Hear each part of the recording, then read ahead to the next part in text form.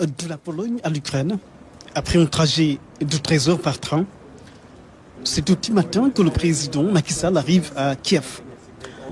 C'est le calme plat dans les rues de la capitale ukrainienne. Seulement le décor est marqué par plusieurs checkpoints.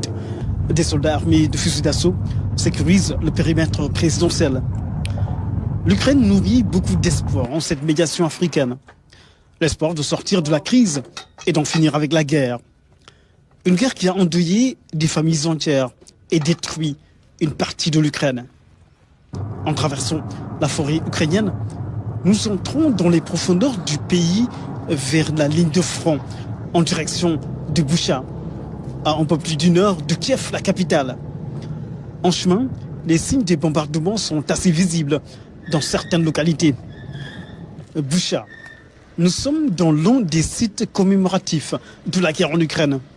L'endroit est sous haute surveillance. Tout en symbole.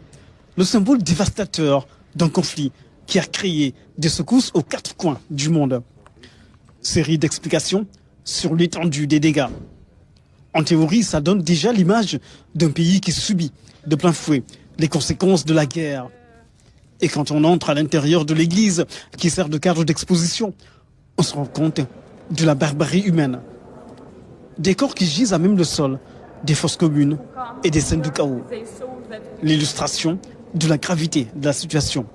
Les images sont saisissantes. Elles traduisent la violence des combats, mais surtout les nombreuses pertes. Images décolorées d'un pays en guerre, le sang a trop coulé et trop de larmes versées par des milliers de familles endeuillées. Moment de grande tristesse, forte séquence émotionnelle, le recueillement face à des gerbes de fleurs, l'instant solennel d'une grande marque de solidarité, la solidarité africaine au peuple ukrainien.